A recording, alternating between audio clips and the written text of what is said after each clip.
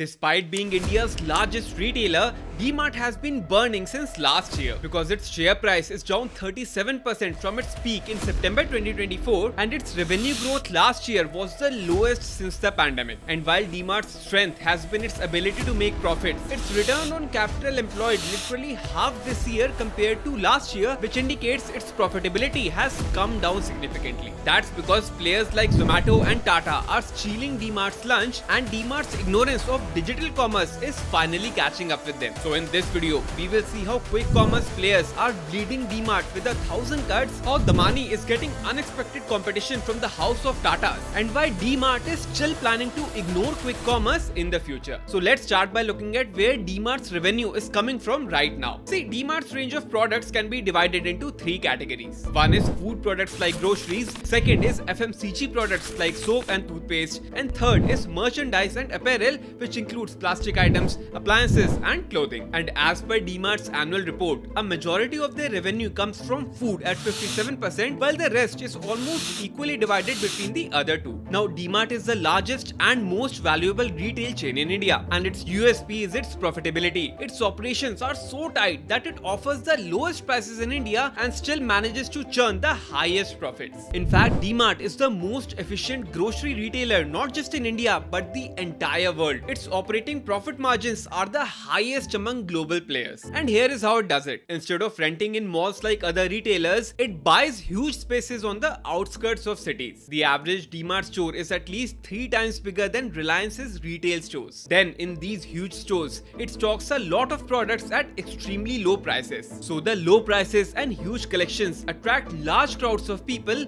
and that's why Dmart's volume is much higher than any other retailer. Then it leverages this high volume to get bulk discounts from manufacturers, getting everything cheaper. And then it passes on even these discounts to customers so no one can beat them on price. Now, this model also means that they have only two levers to grow their revenue: open new stores that will bring new customers, or increase sales in stores that already exist by selling more. However, because Dmart focuses on unit economics and profits above everything else, they open new stores very slowly. Now, the problem is that Dmart is facing a threat in all these categories. The first threat is from quick commerce players like Blinkit and Zepto, which are eating into the food and FMCG categories. Because Dmart has never been a believer in quick commerce, and the only online presence that it has is Dmart Ready, which doesn't even offer a 10-minute delivery. It usually offers next day delivery because Dmart does not believe in e-commerce. Even in July 2024, Dmart's CEO said that they have no serious threat from quick commerce players because he believed that quick commerce's USP is convenience, not discount, while Dmart is all about discount and value, even if it's a bit inconvenient. So according to him, a small chunk of Dmart's affluent customers who don't mind paying higher for convenience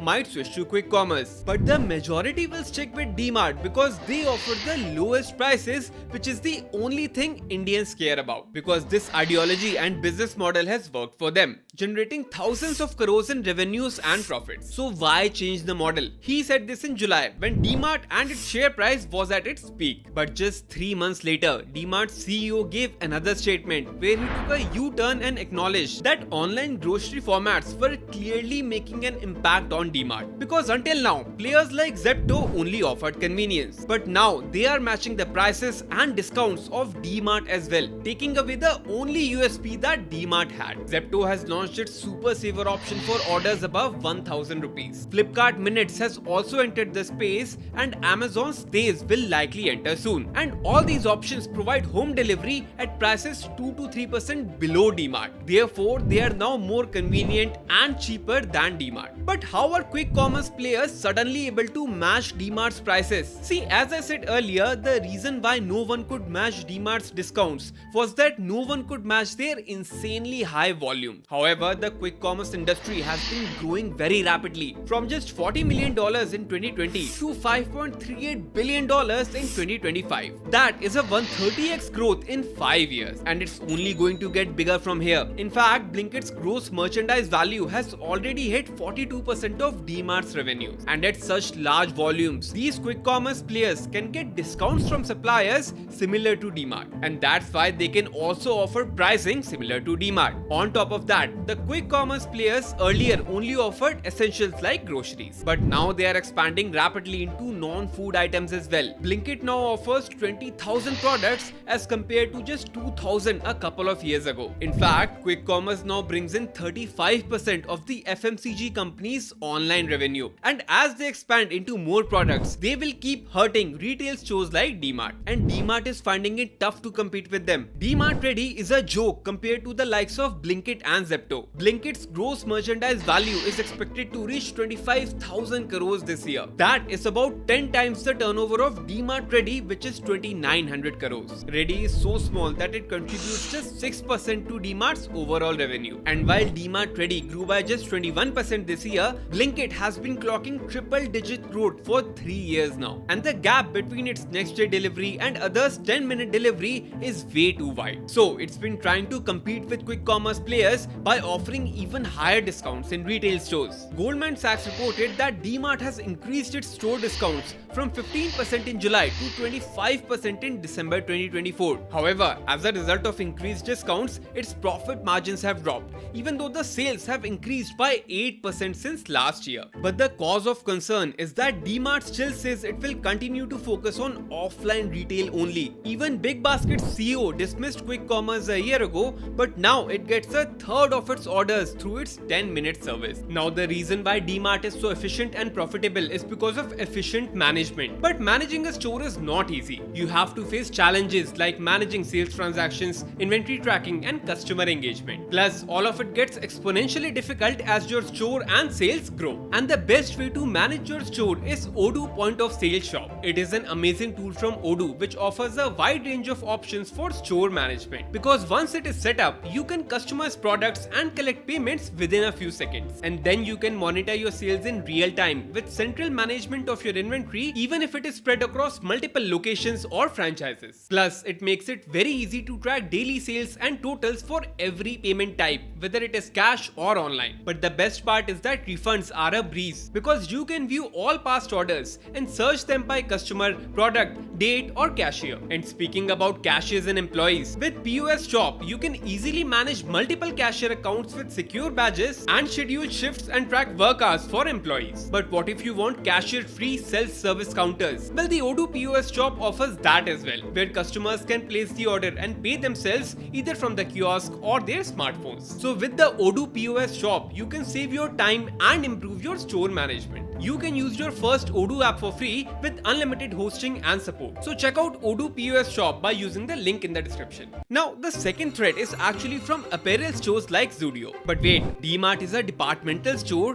while Zudio sells clothes. So how is it a threat? Well, recall that a significant chunk of Dmart comes from merchandise, and that includes apparel. Now, while the profit in food items is around 5% and FMCG products is around 10 to 15%, the margin in apparel can be as high as 20 to 40%. So the more apparel that Dmart sells, the better its profit margins would be. Apparel is highly profitable for Dmart. However, as you can see here, the share of merchandise and apparel in Dmart's overall sales has been falling every year. It has dropped by almost 5% in the last 5 years. And a major reason for that could be Zudio. Operated by Tatas Trend, it offers prices comparable to Dmart but with a much better perception and experience. And it has been growing like crazy, going from just 80 stores to 636 stores in 4 years. It's now present in 164 cities, so it has a larger presence than Dmart. And then there are other value chains like Max and Reliance Retail as well. So all these players are chipping away at Dmart's customers, affecting its general merchandise and apparel sales, as well as overall profit margin. In fact, Tata's Trend is taking it a step further. It's also opening its own retail departmental stores by the name Char Bazaar in the same building as a Zudio, because when they are leasing such large spaces, they can get better prices. And many of these Zudio stores actually merge with Char Bazaar stores from the inside, offering two distinct experiences under the same roof. So it is basically offering what Dmart offers but with a better experience. And this is how, because of quick commerce and apparel players,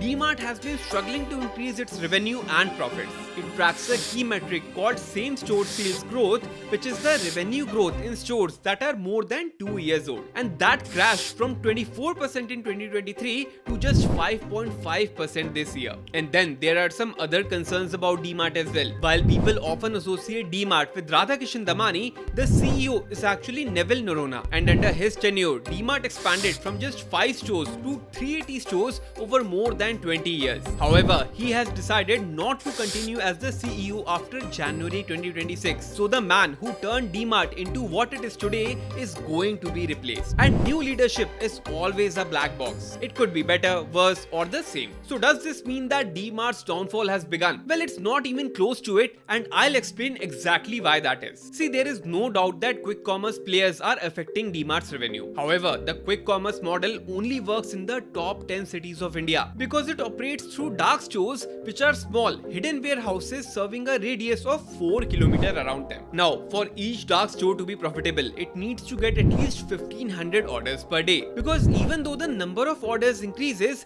the fixed costs remain the same, and getting so many orders every day is possible only in metro cities where population density is very high. That's why while all the quick commerce players are increasing their dark store count, the expansion is still happening majorly in the top 8 to 10 cities. While Blinkit has a presence in 50 cities, most of them are concentrated in metro cities only. However, Dmart currently has huge operations in 150 cities, and it's almost impossible for anyone to match Dmart's prices outside metro cities. And Dmart has penetrated only a handful of states right now because it follows a cluster-based expansion strategy. Instead of opening stores randomly across the country, they focus on specific regions, one cluster at a time. Like how they first expanded in Maharashtra, then Gujarat, and now they are focusing on southern states. This helps them improve the supply chain, maximize profits, and build loyalty in each area. Most of North India is completely untouched right now, with a very small presence in other states. So the growth potential is still huge. Therefore, while quick commerce will definitely affect its revenue in metro cities, it will still grow in the rest of India. Dmart also remains debt-free, with cash reserves exceeding 18,000 crores and annual profits of over 2600 crores. It is so good at what it does that it generates 3 times more revenue per square foot compared to rivals such as Reliance Fresh or Star Bazaar. If you want to launch your own D2C store, check out the link to my e-com masterclass in the description below. Like and subscribe here, and follow me on LinkedIn and Instagram using the links in the description. Until I see you in the next video, goodbye.